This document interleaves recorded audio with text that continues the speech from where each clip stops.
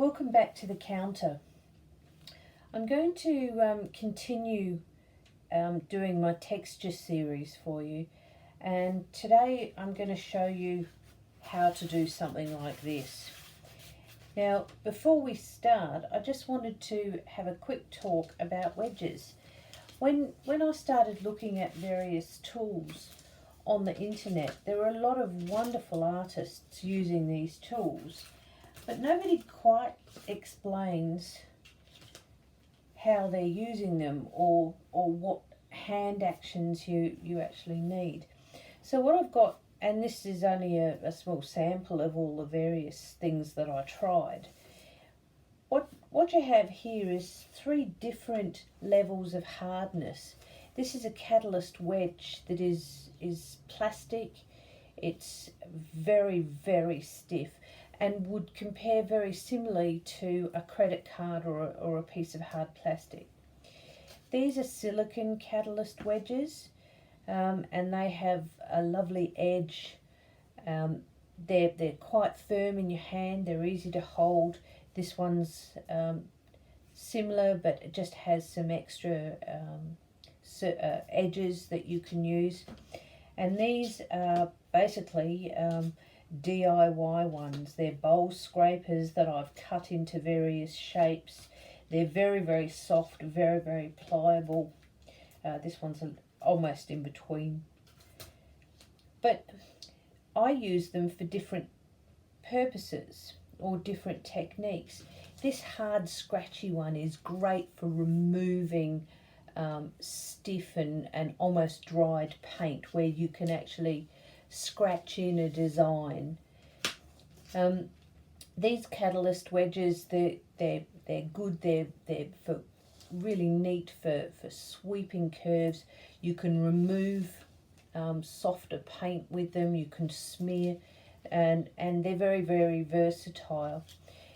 These ones, however, these are really, really soft, and so these are good for smearing paint. Not very good for removing, and you'll see that I often use both these and this sort of wedge, where I'll smear this on and then I'll remove some or give a shape with a harder edge.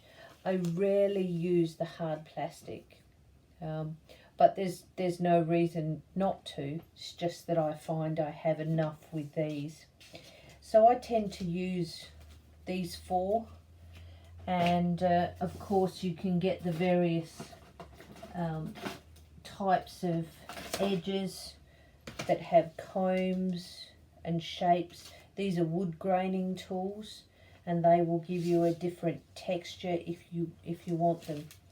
For this sort of thing, basically what I want to do is I want to smear and push paint as opposed to dig out paint. So if I'm going to use these, I'll need to use a light hand, and I'll be using these to dab and to smear paint in the surface.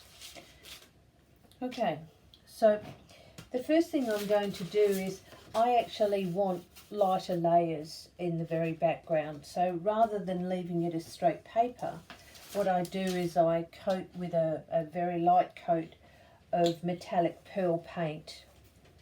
That gives a little bit of interest, so that becomes my first layer.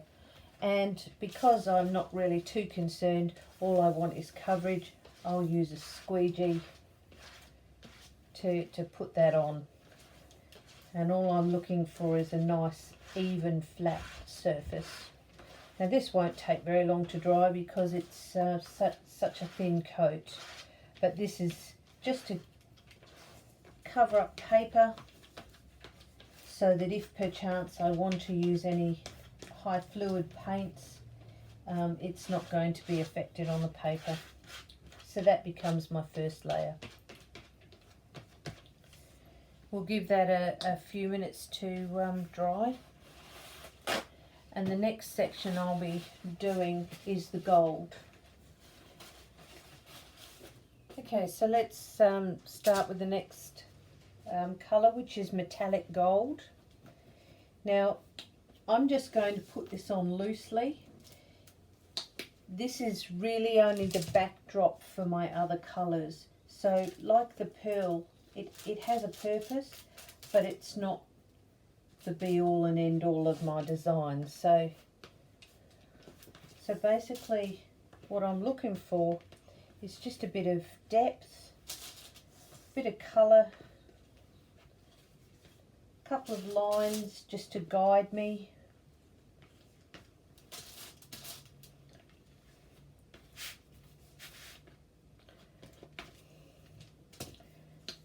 And it forms a backdrop rather than a prominent piece. So see, using this wedge, I'm smearing. I still have the option to sort of do lines, but they're more smeared lines rather than actual digging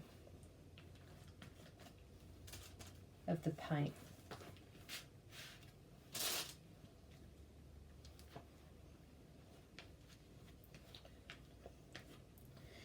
Okay, that gives us a nice vague enough background to work with, but still has some depth. Oh, actually, I might just put some more in the middle.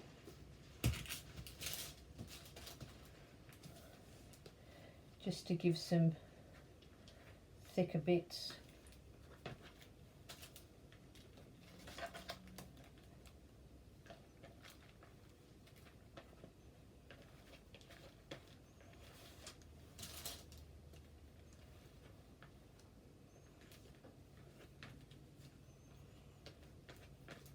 Okay, we'll wait for this one to dry.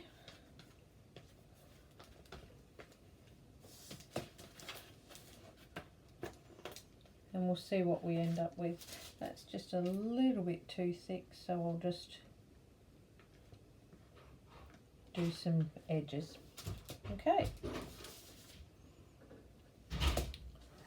Along this journey to teach myself to use brushes, I looked at a style of painting called negative painting, and while like many things, I discovered it wasn't quite for me. My brain doesn't look at negatives in the same way as you need to.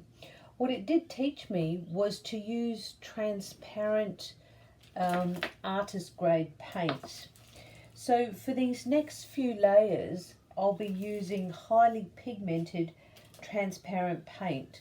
And what I've got here is Southern Ocean Blue, a transparent red oxide, and a transparent Australian Sienna. Now we'll do these in separate layers. They are staining pigments, so unless you want different stains to happen, then you'll need to protect your previous layers with matte medium. Oh, there's some sirens in the background. This is just an open tube of the Southern Ocean Blue. So I'll do that first, and then we'll come back and when that's dry, which won't take very long, we'll do the other two colours. Now I'm going to be using my soft wedge, and I'm going to be smearing the paint. Now I will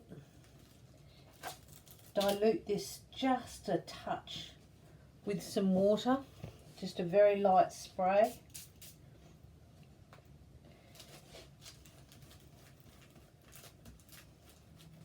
And just mix that out. And you'll see that I can get some lovely shapes with this squeegee.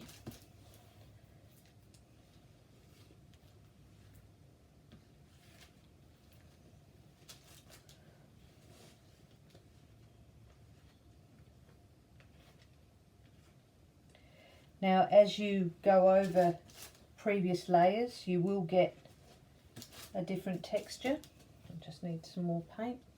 I don't want too much on here because it's only the beginning of my design. So I'll just do some little touches, almost like autumn leaves.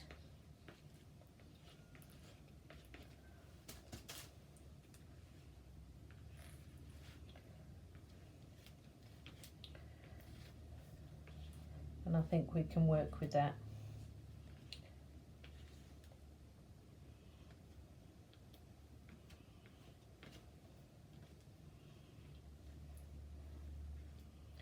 And again, if you go over some of them, you'll get an extra shadow. So you can build depth just by using 2 coats of the colour.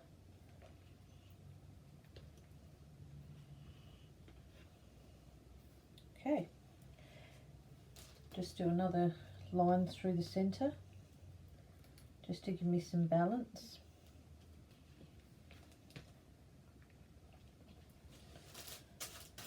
We'll just let that dry. Next we'll do the transparent red oxide.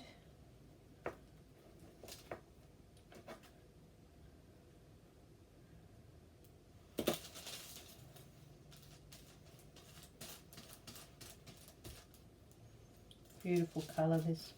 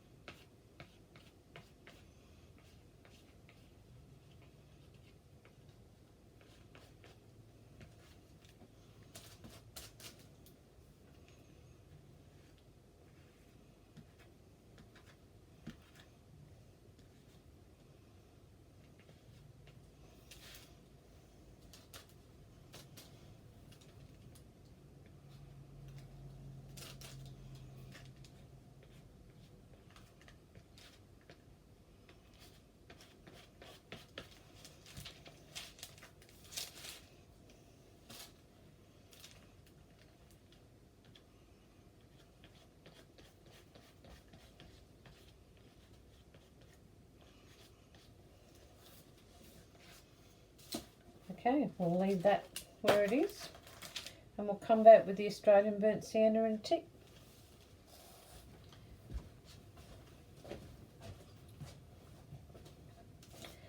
Okay, so now we'll put the Australian sienna. This is actually a beautiful colour. It's almost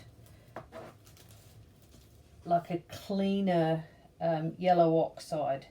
And what this will do is put back all the warmth that we're missing in some of the pearl sections.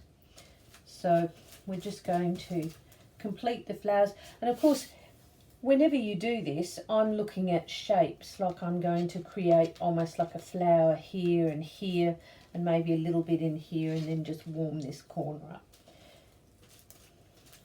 So loading up my squeegee, and I'll start here.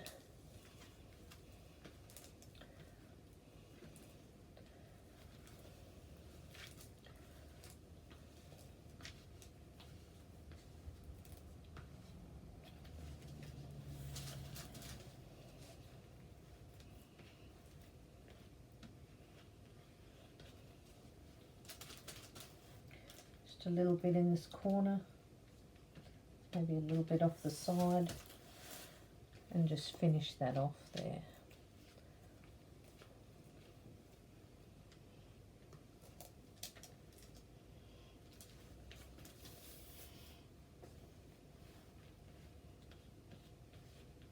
warm that slightly.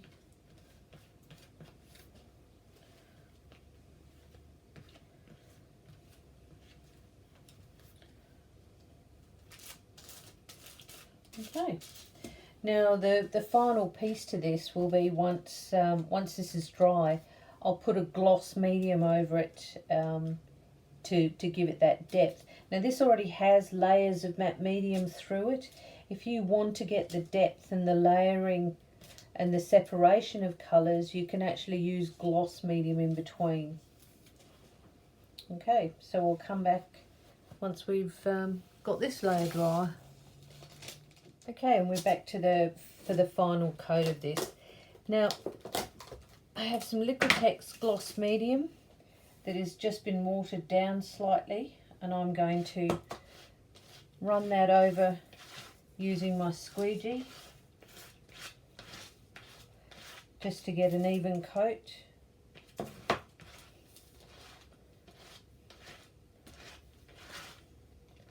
think that just gives it a nice depth of colours and just finishes it off nicely.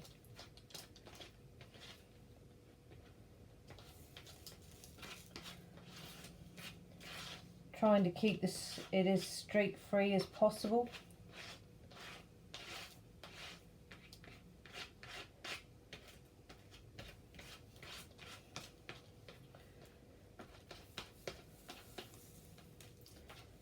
Making sure I get the edges properly covered and protected. Okay, we'll let that dry. We'll take off the tape and we'll see what we've got. So here is our finished piece. It's very pretty. It's using transparents. You can see some of the overlays and the detail, and even though that Australian Sienna is quite close to the red Oxide, my iPad doesn't like reds, you can see it quite clearly and it warms it up. Now obviously in sunlight you're going to get glints of gold and the pearl background. Overall it's a pretty piece and quite easily done. I hope you enjoy.